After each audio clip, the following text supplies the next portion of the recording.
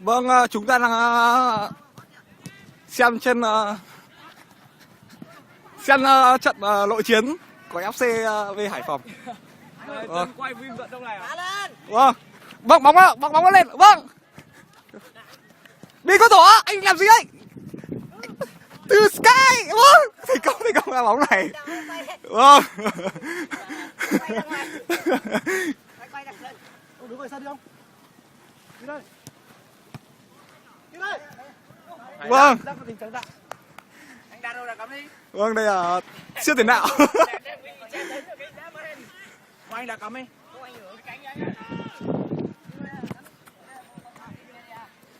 À. Em ơi. Ngoài rìa sân cỏ. Vâng.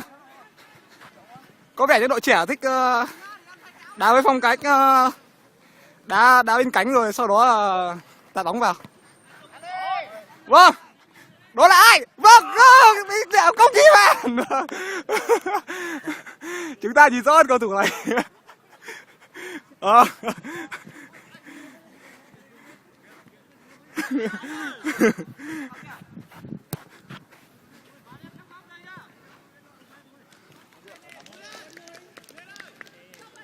Vâng, sau ngồi nghỉ ngơi thì tôi ra ngoài quay phim cho đồng đội.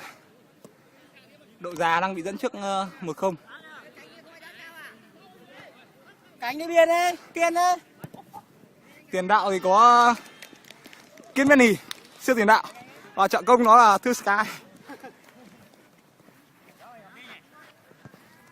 Vâng, đội trẻ đúng là một tài năng, đúng là những tài năng trẻ đi.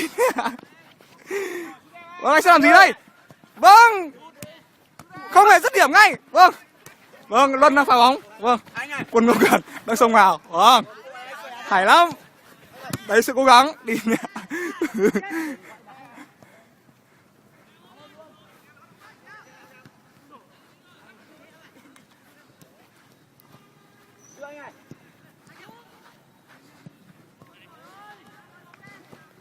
Vâng, chào bóng. Thế làm gì đây?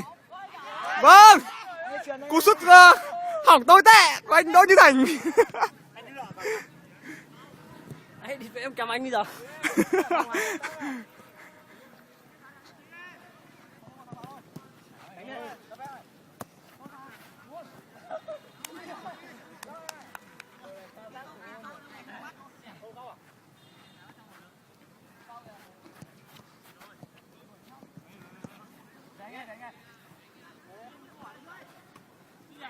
Vâng, làm gì đây? Vâng, Quân Ngọc Quyền. Vâng. Vâng, pha bóng tranh bóng rất quyết liệt. Vâng.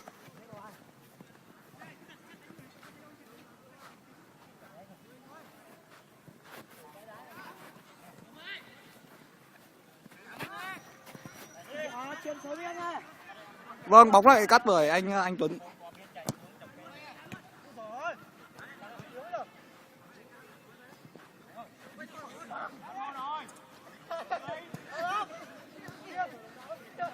Vâng, Kiên Menny đã sớm ra sân thôi. Thay đó là siêu tiền đạo Thành Phạm.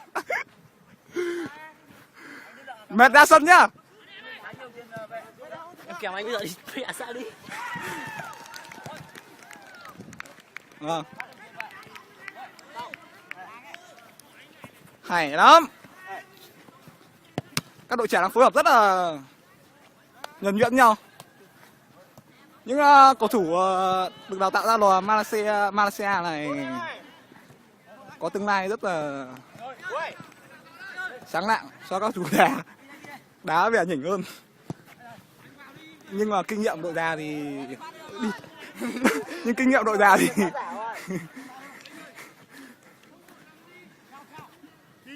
người ta ở gừng càng già càng cay mà. Vâng, bóng đã lên rồi.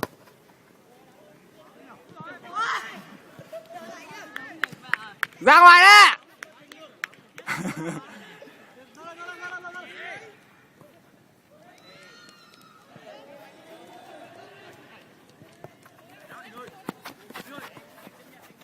Hay lắm. Vâng.